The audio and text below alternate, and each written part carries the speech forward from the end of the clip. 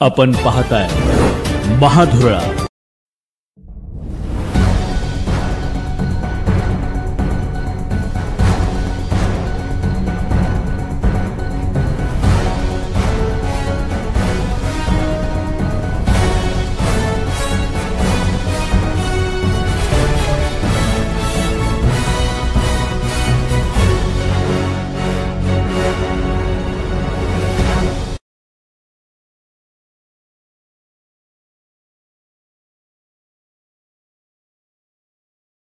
मित्र हो, नमस्कार। महाधुरळा महा ब्रेकिंग न्यूज मध्ये आपलं मनापासून स्वागत।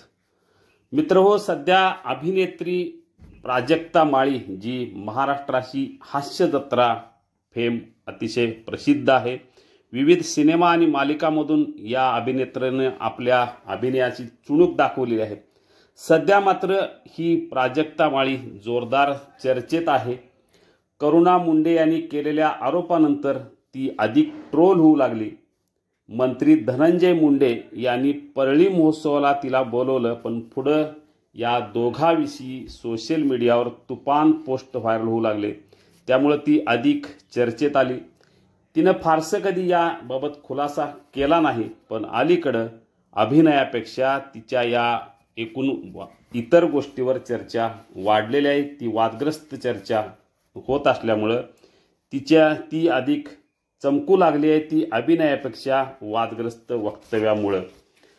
सध्या बीड जिल्ह्यातील सरपंच संतोष देशमुख हत्या प्रकरण प्रचंड गाजत आहे। मंत्री धनंजय मुंडे आणि वाल्मिक कराड यांच्या राजकीय संबंधामुळे सध्या मुंडे हे विरोधकांचे लक्ष ठरत आहेत। त्यांच्या राजीनाम्याची मागणी होत आहे। त्यांचे विरोधक भाजपचे आमदार सुरेश धस यांनी तर रोज त्यांच्यावर टीकेची झोड उठवली आहे। आता तुम्ही म्हणाल, या सुरेश धस आणि या प्रकरणाचा काय संबंध? त्याचं असं झालं, मुंडेवर टीका करताना सुरेश धस यांनी प्राजक्ता माळींचा उल्लेख केला। जर कोणाला चित्रपट काढायचा असेल तर अशा मोठ्या विभूतीवर काढता येईल। प्राजक्ता माळी आमच्या परळीत येतात, परळीचा हा एक पॅटर्न आहे असं ते म्हणाले। पण या सगळ्यामुळे प्राजक्ता माळी आता चिडलेल्या आहेत। धस यांच्या विधानामुळे चिडलेल्या प्राजक्ता माळी आता महिला आयोगाकडे तक्रार करणार असल्याचं समजतं।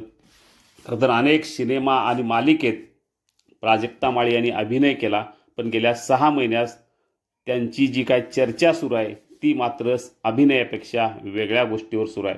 सुरेश धस यांच्या या विधानामुळे प्राजक्ता माळी प्रचंड चिडलेल्या आहेत। त्यांनी आता महिला आयोगाकडे तक्रार करण्याचं ठरवलं असल्याचं सूत्रांचं म्हणणं आहे।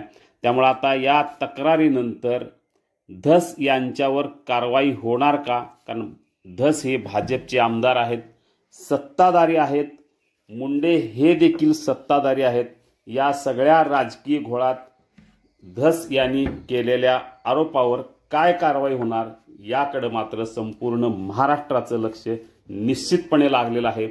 पाहूया आता हे नेमकं प्रकरण कुठपर्यंत नेलं जातं आणि महिला आयोग यावर काय कारवाई करणार हे मात्र अतिशय महत्त्वाचं ठरणार आहे। धन्यवाद।